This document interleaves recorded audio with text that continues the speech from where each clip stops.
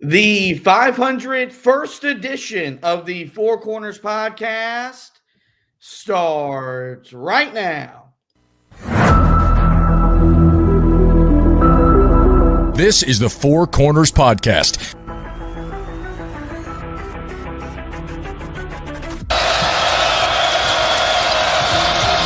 that could make a difference. Lawson at the buzzer. Got it! Maybe not. Ty Lawson wins it at the buzzer. Deep three. And Green rips down the rebound in traffic. 4-on-1. What a great job. What a terrific job in transition. I mean, you couldn't plan that any better as a coach. Gets the roll. Here we go. Page has it. Carolina down one. 84-83. Page into the front court with 4 seconds. Page to the rim. Got it! Got it! 9/10 of a second to go. Inbounds. Washington gets it to Warren. His full court shot. No good. Marcus Page baby. Does it for the Tar Heels. Carolina wins it. Don't force it if you're Goss. Comes in. Blocked by Meeks. Buried up ahead to Jackson. And he tucks it down for the 5-point lead. Matthews off the mark. And this year, the confetti is going to fall for North Carolina. They're not going to be denied this time. Inside 30 overall. Love, top of the key. Oh! Big time delivery. Here are your hosts, Josh Marlowe and Anthony Pagnotta. Hello and welcome into another live edition of the show. Josh and Anthony back with you guys here on a Saturday night. About 4 hours or so after Carolina earned a much-needed victory at home over Pittsburgh. It was close. It was dramatic, as have been most of Carolina's wins this year, especially in ACC play, especially in games that have come on the weekend. And we're here to talk about that. We'll take a look at the box score. We've got 3 quotes that'll come your way. You'll hear from Elliot Cadeau, head coach Hubert Davis, and Seth Trimble from today's win. We'll give the stat of the game, more thoughts, more takeaways, and then a polarizing discussion topic as well to complete tonight's episode. But with that, we'll go ahead and get right into the recap portion. Carolina beats Pittsburgh 67-66. They improved to 14-10 on the year. They're 7-5 in ACC play. RJ Davis was the guy that made the game-winning play for Carolina. He hit a tough jump shot with about 50-some-odd seconds left to go in the ball game. From there, Carolina would get enough defensive stops. They'd get enough defensive rebounds to not make enough free throws. In fact, did not make a free throw the rest of the way to close the game out. But they did what they had to do to come away with the victory. And something we've talked about kind of the last 2 weeks. Right now, it doesn't matter how it looks. It just matters that Carolina ends up in the win column. And that's what happened today. RJ had helped Van Allen Lubin with his best game as a Tar Heel. 17 points, 4 rebounds in just 22 minutes, and really was a low-scoring post threat for Carolina in a way that Carolina hasn't had for the majority of the season. So when you look at it off the rip, not pretty. It wasn't as easy as I think we would have liked for it to be. Carolina had another double-digit lead that was blown in the first half and set up for a tightly contested game. But unlike what happened at Pittsburgh 2 weeks ago, this team down the stretch in the second half, they made enough winning plays to come away with the victory, and they emerged victorious from this de facto elimination game between 2 teams squarely on the NCAA tournament bubble. Yeah, it was a must-have. We said it going in. If Carolina lost this game, really felt like the season was probably over because – this was one of those games that you just have to have at home against a team that just came off a loss that, you could say for certain teams, maybe it's a motivating loss. I think, you saw that today with Clemson's win over Duke was that they were a motivated team because of what happened in their previous game to Georgia Tech. Georgia Tech's been playing a lot better. here recently. Virginia is just a terrible basketball team that somehow found a way to beat Pittsburgh. And I think that showed you that Pittsburgh really isn't all that great of a team. And Carolina needed to take care of business at home today. This was the reverse of the Stanford game because the same scenario plays out and Carolina handles it a lot better. You have RJ Davis make a huge shot down the stretch after whatever Carolina drew up was unsuccessful. That possession did not turn out the way that it was supposed to. RJ Davis just had to make a shot. And then, you come down the other end of the floor and Carolina able to create a near turnover. But even after that, the ball rolls out of bounds off of Drake Powell. And you're thinking, man, there's still a shot here. We've seen how this season has gone for Carolina. Who knows what's going to end up happening here? But it seemed like they learned from the Stanford game. They needed to be more aggressive, put more pressure on the ball handler that was bringing the ball up the floor. They did that, made it a tough shot, and in the end, they find a way to win. And I think, today, this is just about gutting one out. And I think now you look at the rest of their schedule, and you've got a game that no one's going to be predicting that you're going to win against Clemson. So what do you have to lose? And then you're going to have games against teams that you should be able to beat. So hopefully this was the start of a winning streak for Carolina, but we know this was the biggest one that they had to get first. Get the ball rolling, and now, potentially be able to build off that momentum that you got from today's win quickly, because you have to turn around and play right on Monday. Yeah, no, this was a game that Carolina absolutely had to have. I think the game on Monday you would love to have. You would love to really add that to your resume, but Monday would not have mattered without today. That's just the reality of the situation. And the reality is that Carolina's got to take every game one game at a time and basically treat every game as if it's do or die, and treat every game almost as if it's like an NCAA tournament game. Because the results will depend on whether or not they get to go put on their dancing shoes or not as we get closer and closer to Selection Sunday.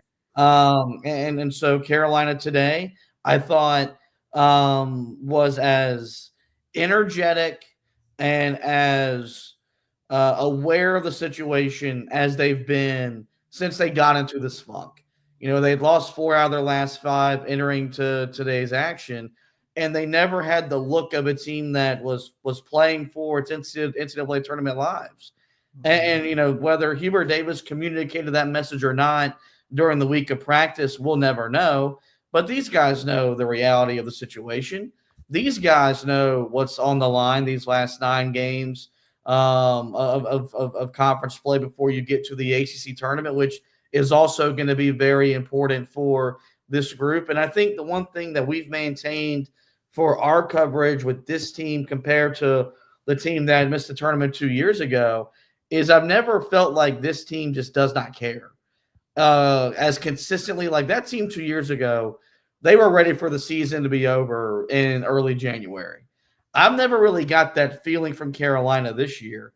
I think it's just been more a total frustration in terms of, they're not closing games out. They're not winning games the way you expect them to win to. But maybe that all changes today. And it sets up for them to go on a big-time run in the second half of the schedule, which outside of the Clemson and outside of the Duke game, Carolina should win every other game remaining on their slate. If you find a way to split the Clemson and the Duke games and you do some damage in the NCAA tournament, given what your analytics have been all year, given your strength of schedule, strength of record, wins above bubble, there's a scenario where Carolina hears their name called on Selection Sunday and has a chance to compete once again in the NCAA tournament. Get back to the task at hand, and that, of course, was this Pittsburgh game. We'll take a look at the box score here. Carolina shot 48% from the field, and that was after they started shooting 11 of 15 in the first, 10-plus minutes or so of the ball game. But nonetheless, you shoot 48% at home in a conference game, you should win more often than not. Pittsburgh, on the other hand, they shot just 42% from the field. Carolina was 26 of 54. Pittsburgh was 22 of 52. Both teams efficient from behind the three-point line. Carolina 7 of 15. Pittsburgh was 8 of 17. Big difference in the game negatively for Carolina. Just 8 of 15 from the foul line, including 2 missed free throws in the final minute at the front end of one-on-ones, led by Vin Allen Lubin and Seth Trimble. Pittsburgh was 14 of 18. So Pittsburgh was +6 in makes, +3 in attempts. But probably the biggest difference totally from 2 weeks ago, just 6 turnovers for Carolina. That led to just 6 points for Pittsburgh. On the other hand, the Panthers committed 9 turnovers. That led to 13 points for the Heels. Carolina did lose the rebounding battle. They were out rebounded 33-27. It was 27-22 on the defensive glass, 6-5 on the offensive glass in favor of the Panthers. But Carolina was more efficient with second chance points. They outscored Pittsburgh 8-3. Bench points in favor of Carolina 12-10. Points in the paint in favor of Carolina 32-24. Fast break points in favor of Carolina 5-0. And Carolina had 5 assists on 26 made baskets. Pittsburgh 13 assists on their 22 made baskets. The game was tied 11 times. There were 13 lead changes. All in all, though, Carolina led for 27 minutes and 27 seconds. So kind of just like what we saw 2 weeks ago. You go back and look at the box score at Pittsburgh. It was a box score that in a lot of areas would suggest that Carolina should have won the ball game. They controlled the game for the majority of it. They shot the ball well, in the first half, but it was turnovers and free throws. 2 things that Carolina, was in this game better at getting to the foul line. They got to convert on those. But the biggest thing were the turnovers. Just 6 turnovers in this game. That was, after committing 14 just over a week and a half ago. And that's big. That shows that I think they're coachable and that there were adjustments that were made. Because that's been Hubert Davis's biggest bugaboo with this team all year is they can't protect the ball. They commit live ball turnovers, and it kills them. What was one of our keys to the game? Don't commit live ball turnovers. They didn't do that today, and that's as big a reason why as any they come away with this game victorious. Yeah, and I mean, the thing is you go to the second half of this game, and second half they didn't shoot the ball all that well. They didn't shoot from the foul line all that well. But actually, believe it or not, they shot 48% in the second half, which is hard to believe with some of the stretches that they went without scoring. But the biggest thing for me was that the second half, they turned the ball over twice the entire second half. And that's what allows you to be successful. Even if you're not scoring on your possessions, you're making them have to rebound. You're not making it easy like we've seen Carolina do all year long, where these turnovers are live action. They are resulting in a team being able to run out and get down the other end of the floor and be able to score. That was the difference in the first game. Everything else, you take away everything else from that game and you eliminate the points off of turnovers, Carolina dominates that first game. But because they simply turned it over at one of the highest rates that they have all season long, and they could not get back defensively, that's the reason they lost that first game. They made that adjustment today. The guys took care of the ball much better in this game overall. I mean, you look at the backcourt. I mean, RJ Davis, a guy who had 3 turnovers in the first game, he turns the ball over 0 times in this game. Elliot Cadeau, 3 turnovers in this game, but I didn't think they were nearly as egregious as the turnovers that we've seen from him in some of these other games where it's cost Carolina. So overall, I just really liked the effort that we saw from Carolina to eliminate the mistakes that they made the first time around. And that's the big reason why Carolina comes out with a victory in this game as opposed to the first time around. And, I mean, one of the other areas that I think was a really big difference in this game from the first time is, look, you got RJ Davis, you got Seth Trimble who scored the ball well. But I thought the scoring from the pseudo front court, if you will, because you determine what you think of Drake Powell, what type of player you think of him. I'm going to classify him as a front court member. You had 27 points from your front court, including 17 from Van Allen Lubin, who was pretty much the guy who led you when your offense was at its most efficient out of the gate to start the game. I mean, this is what Carolina has been looking for at that low post spot, a guy that can consistently score the basketball. And that was what you got in this game. You finally got that moment from Van Allen Lubin, and he puts together a career-high performance in a Tar Heel uniform. And then Drake Powell, 10 points and was 4 of 8 from the field. Wasn't, the greatest day in terms of some of the shot selection, but the shots that he needed to hit for Carolina, he ends up knocking them down. So I thought their performance was really the big difference in this game, where in the first game, yes, everything was on the guards. RJ Davis played well in that first game. So did Elliot Cadeau. But with Seth Trimble with 10 in that game, only shooting 3 of 14 from the field, and Ian Jackson just 4 of 10 in that game, I think that was the big difference for Carolina, and why they were able to flip this result today was because they got scoring from some of those secondary guys, mainly the guys in that front court.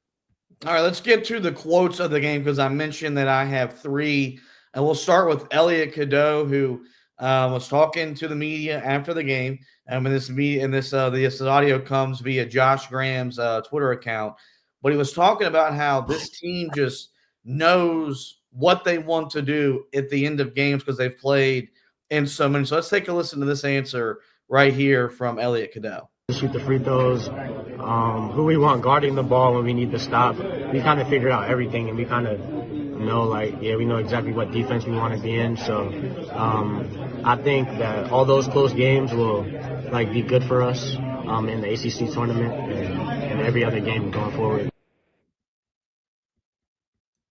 All right, so you hear from Elliot Cadeau there saying, hey, look, we know what we want to do at the end of games. We know who we want guarding who. We know what we want to run, how we want to line up on the foul line, all those different things.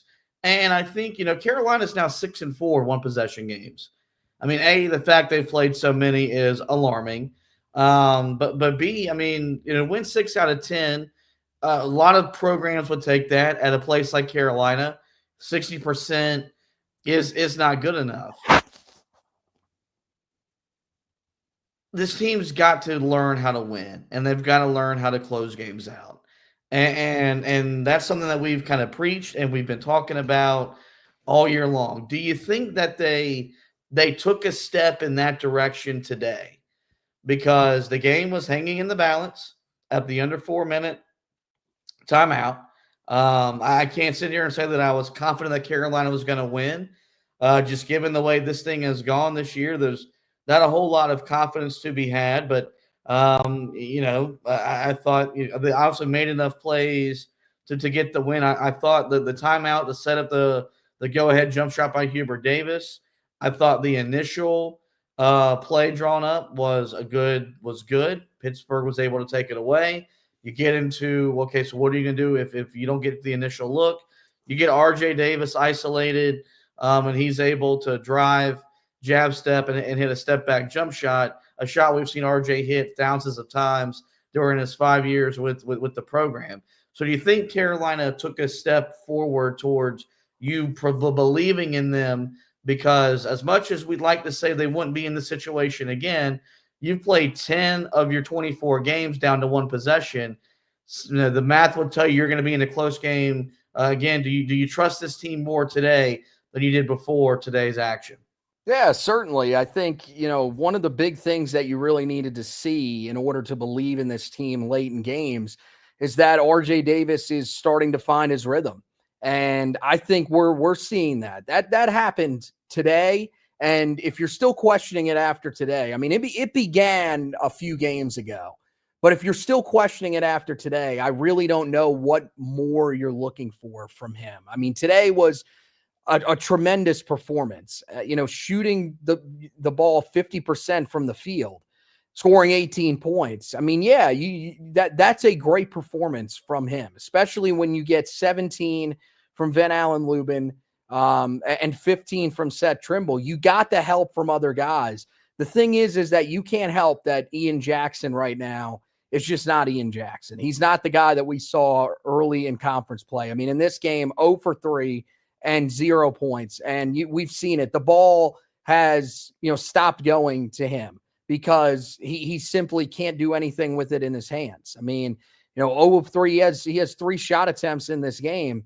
He turned the ball over twice in the game, or once. I got him mixed up there with Trimble.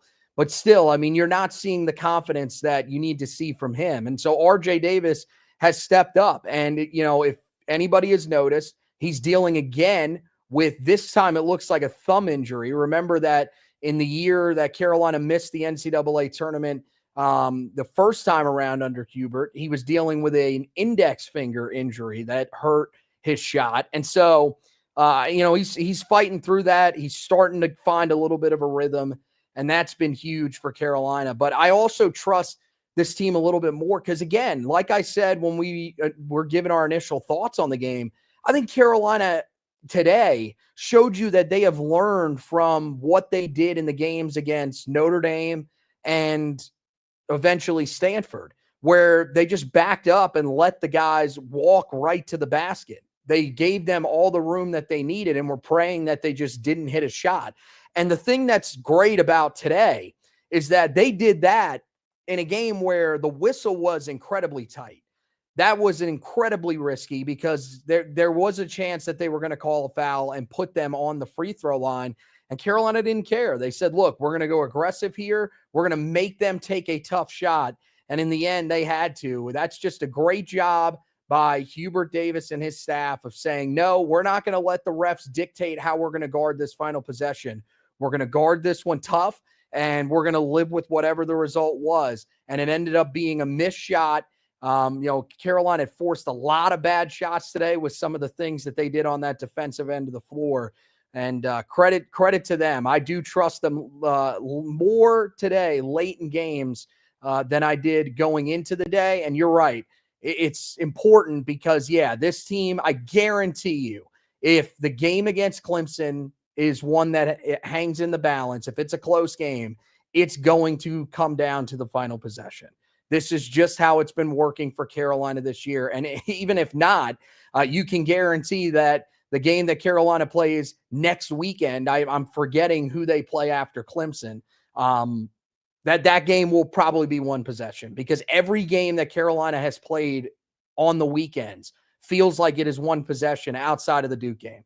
Every one of those games has come down to the final possession. So, this is something that they have to be prepared for. And I feel like now, hopefully, we feel a little bit more confident in them. The most important thing is that they feel more confident in themselves in these late game situations. And hopefully that's what happened today. I mentioned out of the gate that Carolina looked a little more desperate than we've seen them look at different times this year. Hubert Davis commented on that in his postgame saying, quote, I think you should play like that every day, every possession, whether it's shoot-around practice, game. We always talk about it as a team. It's not a sense of urgency, but it's a sense of emergency to make plays on both ends of the floor, whether it's at the beginning of the game or at the end. I did, after the game, briefly talk to the team and told them, I hope they have a clear picture of how little things make big things happen. I thought a direct reflection of that quote was the effort that was shown on the second to last possession, where both Seth Trimble and Drake Powell dived on the floor to go after a loose ball. Remember, if Carolina gets on top of the ball, they got the arrow. So that would have given the ball back to them and they could have dictated the way the game gets played out. Did they corral the ball? No, the ball went off of Powell's hands after Trimble, who dove on the floor a good 10 feet to make a play on it, was not able to make a play.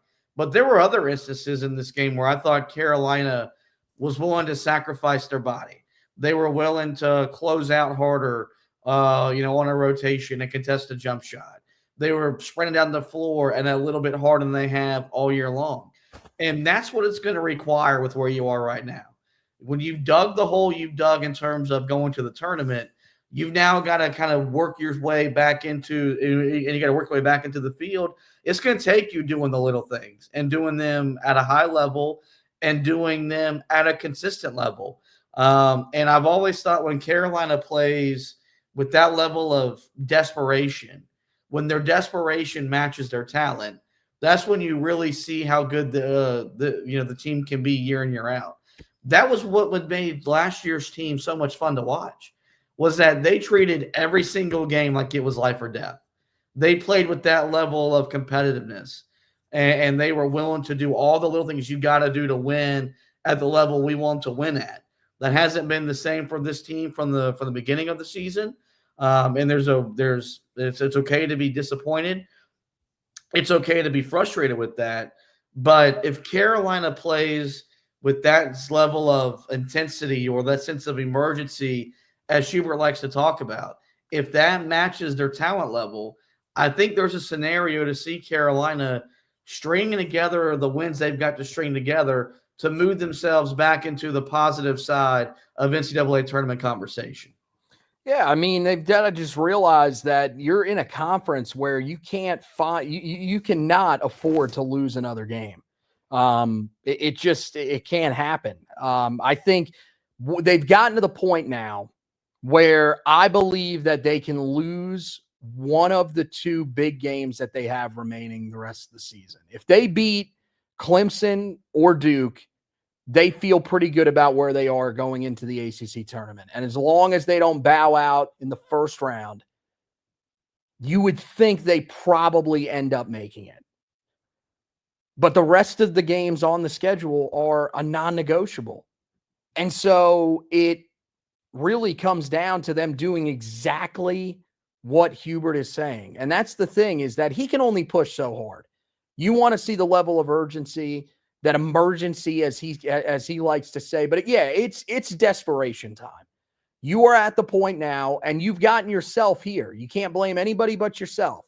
But you've gotten to the point now where you have to bring that intensity to every single game. Because you found out that in certain games this year, when you don't bring that style of intensity, it doesn't matter who you play. This conference is not great, but you're still going to get tested. There are teams that can hand you losses in this conference that maybe you didn't expect, a la Stanford. So, yeah, it's important, and hopefully that message is clicking with these guys, that you've got to bring it every single time that you step on the floor. And today they brought that intensity. I thought it was there from the word go. Like you said, I thought you really saw it show up, especially some of the offensive rebounds that Carolina was getting multiple times. Seth Trimble following a shot. You saw it with Vin Allen Lubin basically throwing the ball up and then getting it himself and off a miss and then putting it right back up. We saw that a couple of times.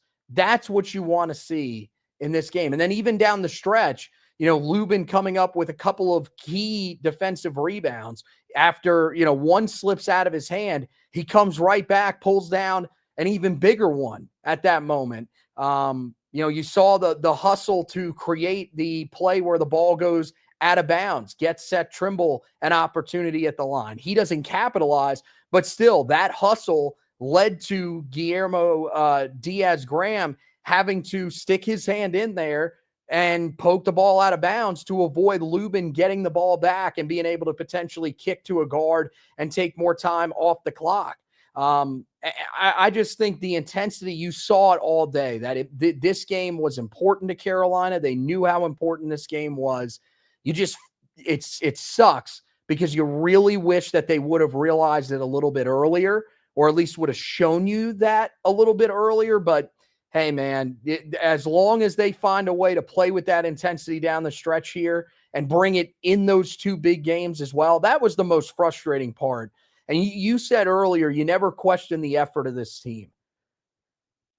I don't know if I question the effort against Duke, but it was so shocking to the point where you almost question the care factor of, was there anybody that was angry about the fact that they were getting their ass kicked? And you never really saw anybody react on the bench.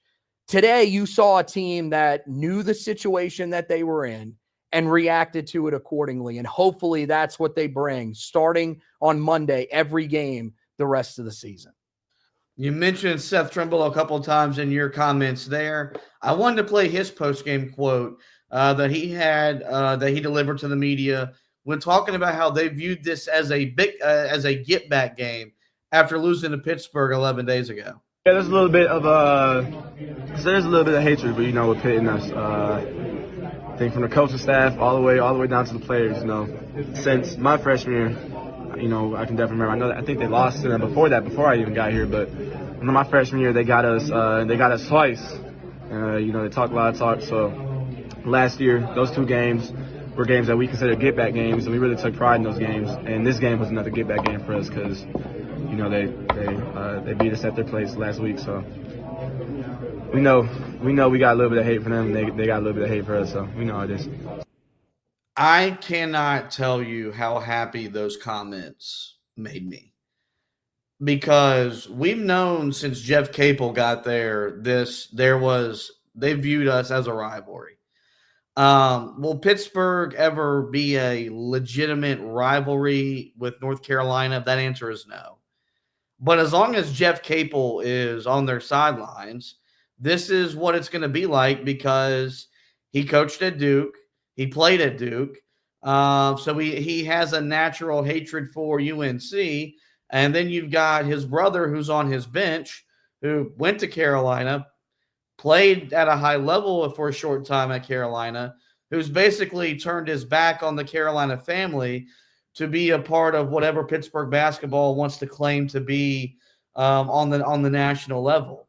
But one of our biggest issues in this matchup the last couple of years was that Carolina never viewed it that way. It felt like Carolina just viewed it as another game, knowing how their head coach feels about us, knowing how their assistant head coach, a former player at Carolina, feels about us. We all know what he said when they left the floor Hubert's first year and the words he called our players and used to describe our program. It took 4 years for us to get to this point.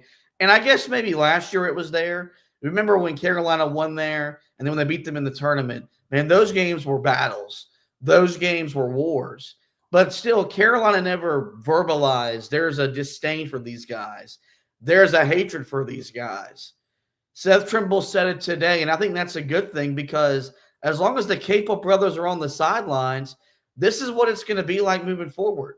Like for Pitt, it probably means more to their program beating us than it does beating Duke or any of their old Big East rivalries that they brought with them when they joined the ACC. Like, they'd much rather beat us than Syracuse. They'd much rather beat us than Louisville. And I don't know if that's a good thing or a bad thing, but that's just the reality of the situation. And if Carolina can have this mindset every year moving forward, I think we'll beat them more often than not, because 9 times out of 10, we're going to have better talent. We're going to have the better head coach.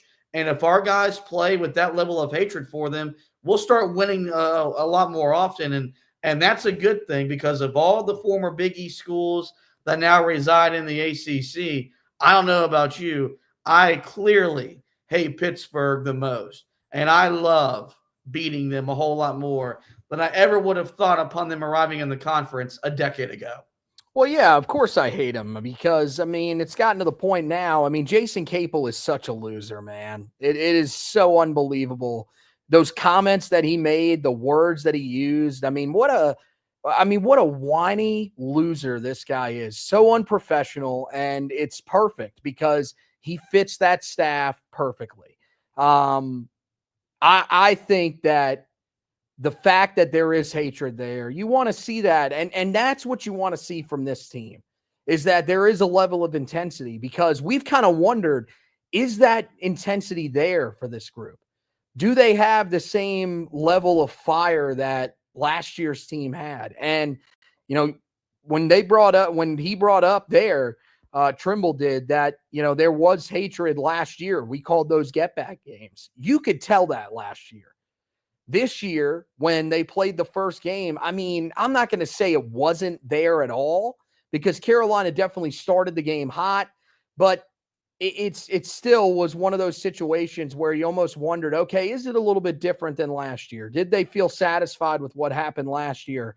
And they showed today that they were not, and that they were ready to bring the fight to a Pittsburgh team that they knew, if they had lost this game, Carolina would have lost this team 4 straight times in the Smith Center. The only other team that's ever done that before is the Duke Blue Devils. That's it. That's the only other program that's done it against Carolina. So I think there was that level of pride for Carolina to come in there and win. And they knew, I'm going to tell you right now, I knew it. And I was thinking about this before the game of what, if Carolina loses, what ends up happening. You knew that Jason Capel was going to have something to say.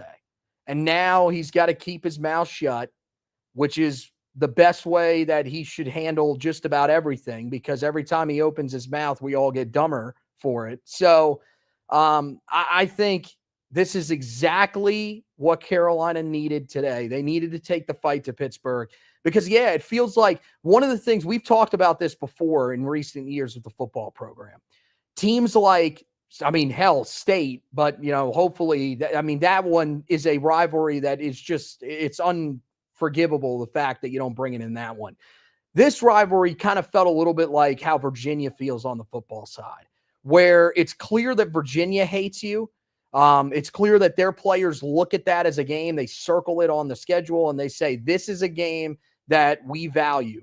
Man, Pittsburgh circles Carolina every time that they show up on the schedule. They say, this is an important game. We have to be ready to go for this one. And especially this year, they felt like we can do the same thing that we did to them a couple of years ago. We can go in there, beat them twice. And, going into today's game, they probably said, we can go in there and do what we did to them a few years ago, which was, in their mind at the time, eliminate this team from the NCAA tournament. And Carolina responded today and showed that, we're not the team that's taking the wrong mindset into this game. We're going to match the intensity and we're going to bring it right to your doorstep. And they did that pretty much the entire game, and it's great to see. The stat of the game, I went with turnovers just because of how big of a role they played in the first matchup. Carolina, just 6 turnovers. That led to 6 points for Pittsburgh. On the flip side, 9 Pittsburgh turnovers today. And Carolina was able to get 13 points off of their turnovers. Clearly, with as close as this game was, that played a role in today's outcome. Let's get into more thoughts, more takeaways from Carolina's 67-66 win over Pittsburgh. Do want to take a minute to thank all of you that are joining us live, whether on the Facebook channel, my personal Twitter page, or over on the YouTube channel. We appreciate all you guys being with us here live tonight to help us have a fun recap pod talking some Carolina basketball. Got to be really happy for RJ Davis and what he did this afternoon. Scoring 18 points, did so efficiently, 6 of 12 from the field, 3 of 5 from 3 in 38 minutes. He's been rounding into form. This has been coming for the last week and a half, better part of 2 weeks. But with Carolina losing 4 of 5, that kind of got lost in the sauce, and as it should, because wins are more important than individual numbers. If Carolina's going to go on a run, he's going to be at the forefront of that. He's got to be the vocal leader while, of course, leading with this play on the court. I think a subtle change that Hubert Davis has made, the ball's in his hands a lot more often in the half court.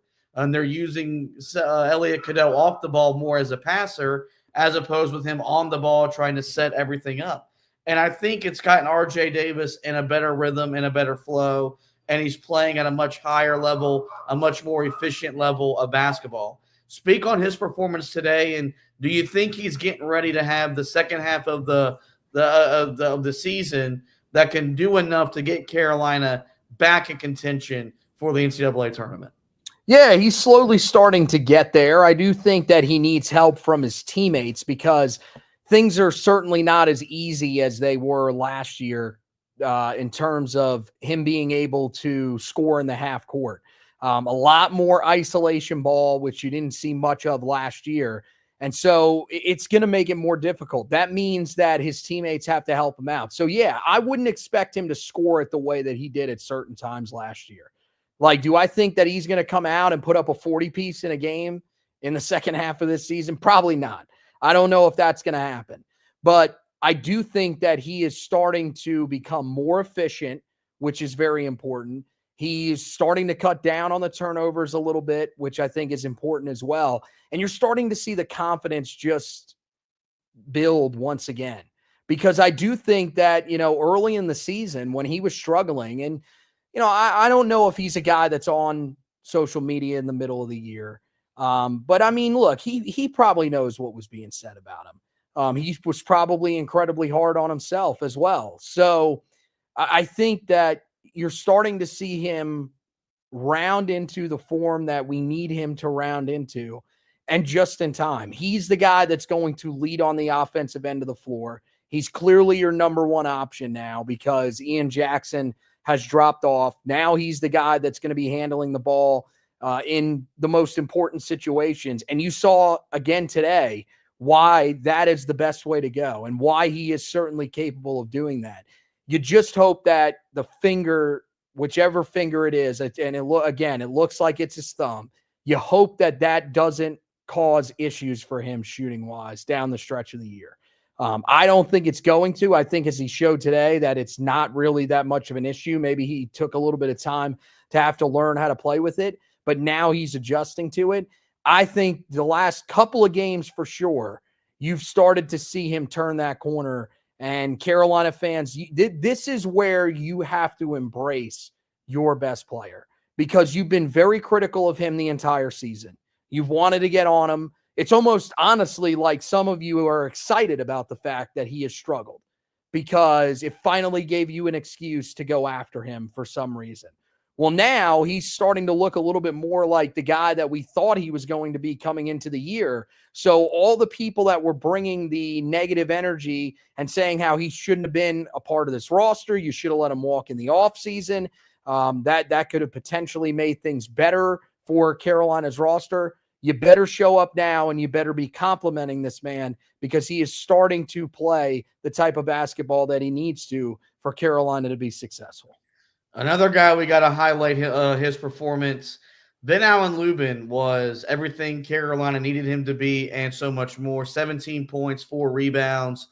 Did so just in 22 minutes because he had to battle foul trouble. This is the first time really all year long we've seen Carolina commit to running their initial offense through the through the low post. And which means that was a change that was implemented this week because for the majority of the year, Lubin and Jalen Washington have gotten enough quality position on the low block for you to put the ball down there and initiate your offense. But it hasn't been what Carolina has wanted to do.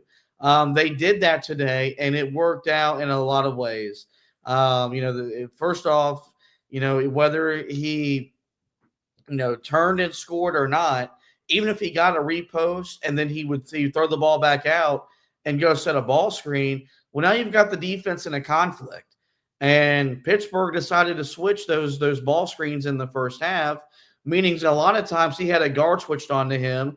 Carolina threw it down into him, and he was able to get a bucket. I also thought an adjustment they made with him was if he got the ball and he had to pass, well, now Carolina had someone flashing to the free throw line. And now you've got a high-low game there, something I talked a lot about 2 years ago. If Carolina would have gotten to that style of basketball earlier, maybe they would have won enough games to go dancing. I thought those two subtle adjustments opened the floor for him. And you really saw what he's capable of doing when you run offense through him. I think a lot of what we've seen this year is them limit him as a guy to, just go grab offensive rebounds and score. He proved today, and he's proven at different times. Is he the best as a pick and roll guy and a guy rolling to the basket? No, he's not. He does not have the type of hands to catch those types of passes to catch and score routinely. But he can do some things where he can back down the defender, turn and score. He hit a turnaround jump shot that you don't want him to take that shot 3 or 4 times a game, but you have it in his arsenal. We're talking about how much is on R.J. Davis's plate and on the plate of these guards to really help Carolina get going. But if he can emerge as a consistent low post scoring threat, it's going to make the game easier for these guards because at least the defense will have to respect him. And we kind of saw when the ball got inside, Pitt's defense would collapse, leaving open shots from behind the three-point line or opened up driving lanes for RJ, Cadeau, Trimble, whoever. So big game for Ben Allen Lubin, and what could be the turning point for him individually and collectively for Carolina's half-court offense. Yeah, let's hope. Let's hope that's what today was, because this team needs that low post scoring threat. And, Jalen Washington, I think, was able to show you some things, especially against Boston College, did it a little bit against Duke. But if you can get Ben Allen Lubin going as well, the nights that Jalen Washington isn't necessarily ready to produce, there's Ben Allen Lubin ready to step up. That's what you need from this front court. Because, again, you don't need this to be the main source of your offense. It wasn't the main source of your offense even when Armando Bacot was here these last few years, because RJ Davis was the guy that was initiating most of your offense. And, he was a guy that you wanted to play through. That's the point that you got to get to, though, with this group, where if you need a basket, you can throw it inside and they can go to work and finish. And you got to that point today with Ben Allen Lubin. Now, you mentioned that Pitt switches everything. Well, first of all, you have to run some offensive sets. You have to run some of those screens to see if teams are going to switch everything. It's felt like Carolina, especially late in games, they haven't really run much on the offensive end of the floor. I think today you started seeing a lot more action, in their offensive sets, a lot more screens that were being set. To try to free up Ben Allen Lubin, especially early in the game. And once they got those switches that they liked, the guards did a really good job of being able to lob it over the top and get it to him, which is what you got to do. When you have that size mismatch, it's not going to happen often because you are one of the smaller teams in the country this season. But today they got it consistently, and every time that they could attack it, they found a way to do it. And credit to Ben Allen Lubin for doing a really good job of finishing at the rim. He had one play where I thought he had a lay-in on the inside, and he blows the layup, but what does he do? Corrals his own offensive rebound, goes back up and finishes. He was tremendous today, and that's the type of player that you're hoping that he can be down the stretch for Carolina. All you need is for this group to produce even, 15 to 17 points, that range that they've been in here lately. That would be huge for Carolina. Just having a guy down there that can score the ball for you consistently, or, both guys. If it's a night where neither one of them's really taken over, but you're still finding, 9 points from Lubin and 8 points from Jalen Washington, or vice versa. I think that's what you're hoping you can get out of that group. And today was a great blueprint that hopefully is what Ben Allen Lubin will use the rest of the season moving forward for himself. Two other talking points before we get to our discussion topic. We got to move quickly. We're running long here on a Saturday night. These are two things I think we're going to talk about as if Carolina would have lost the game. No full court press, no 2-3 zone. The game after the Duke game where Carolina played, I think, 7 possessions of it, Hubert Davis was emphatic that you would see that more often, reiterated that on his radio show on Monday night. Yep. Nonetheless, Carolina gets the win. They give up less than 70 points. They hold Pittsburgh to 42% shooting from the field, no fast break points, and just 24 points in the paint. Were those two moves to not deploy two defenses that one has been effective the entirety of the year and one was effective in a short sample size in the game against Pittsburgh or a game against Duke last week? Was it justified to not see either one of those from the Tar Heels this afternoon? No, it certainly wasn't, because there were stretches where Pittsburgh started scoring the ball at a pretty high rate, and you would have liked to see the zone come out. I get it. Full court press, you have to be scoring the ball. Carolina had multiple stretches in this game where they went 4 minutes without scoring a point. So, you can't really get mad about the full court press as much as the zone.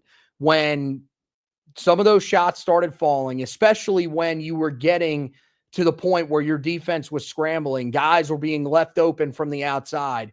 You would have liked to see Carolina go zone, or, there were a couple of times your guys were consistently getting beat off the dribble. Okay, that's fine. Let's throw a zone at them, see if it can slow them down. That's a little bit frustrating because, again, this is the second time now that we've heard about a system that works that we are not seeing being used. He's talked about the full court press. You said it's worked the entirety of the year. It's worked the entirety of the last 2 years. Carolina used it last year and was incredibly effective as well.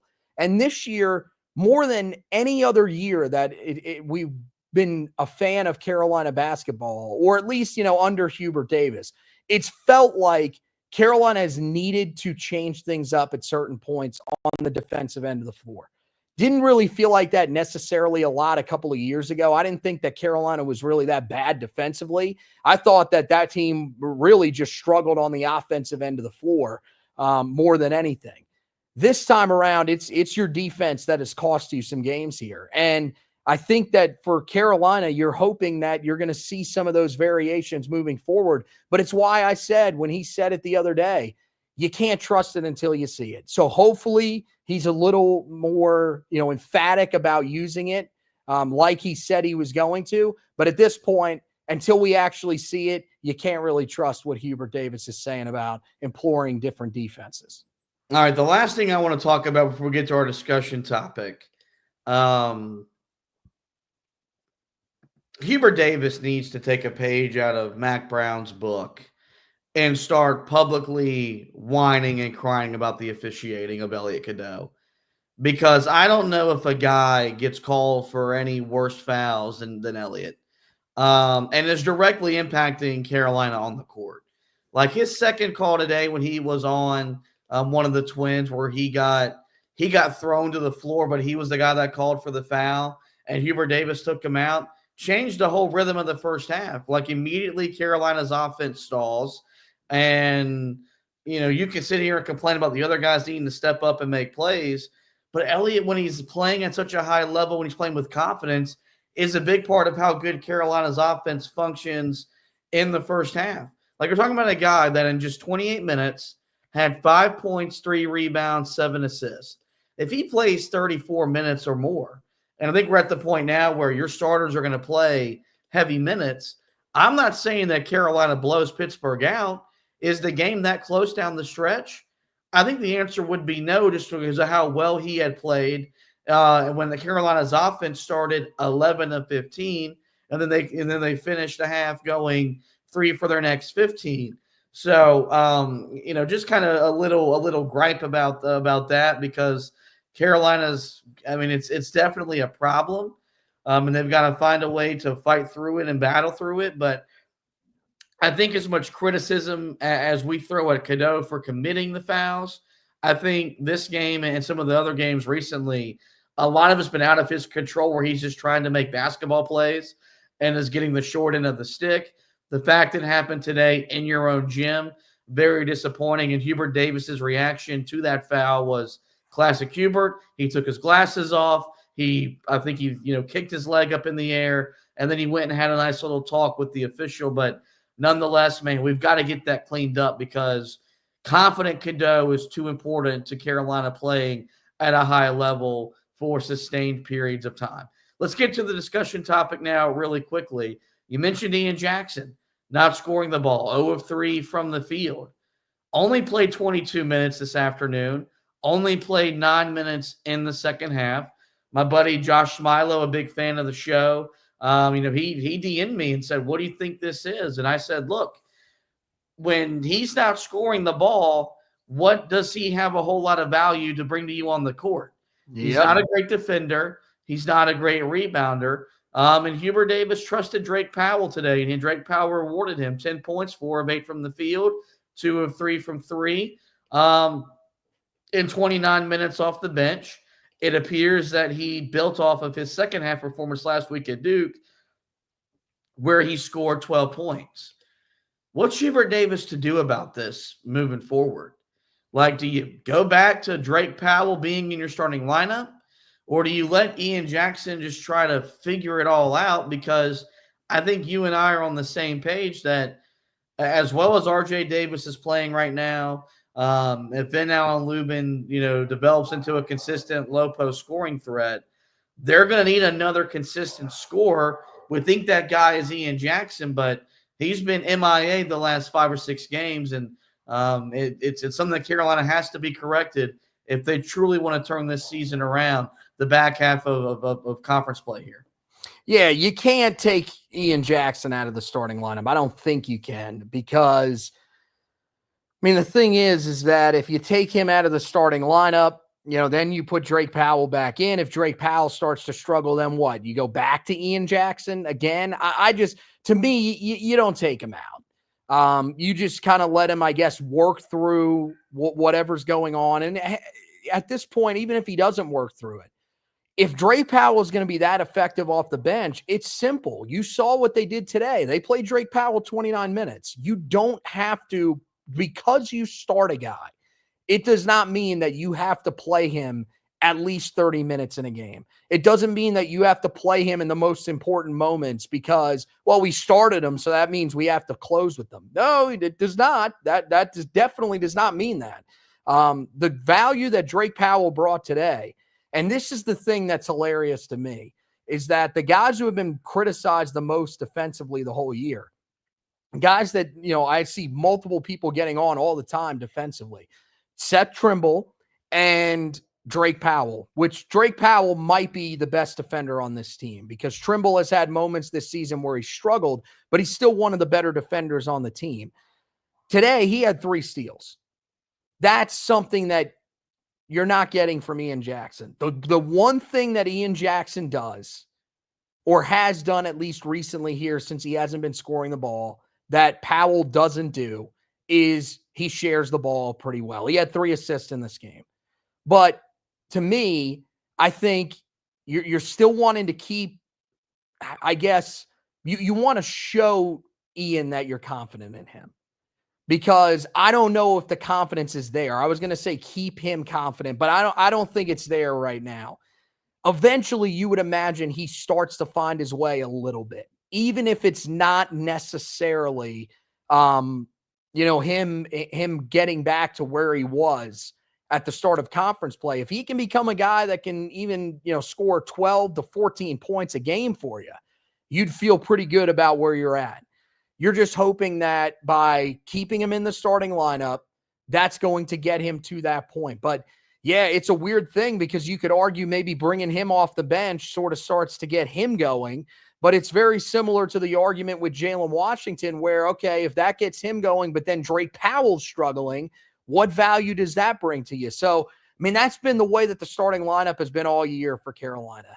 It's guys are performing on the bench. Okay, let's bring them into the starting lineup. And then all of a sudden, they turn out to not be performing at the level that they need to. The only guy that it hasn't worked out like that with is Seth Trimble, who's been better when he's been a starter as opposed to when he's been coming off the bench. So, a lot of these different lineup moves that Hubert Davis is having to juggle, definitely frustrating. But I think for right now, the best thing to do is to stick with the group that you've got, the way that you've been doing things, and just trust that that's going to work. Yeah, look, here's what I'll say. I never once thought in the second half, why isn't Ian Jackson in the game? Yep.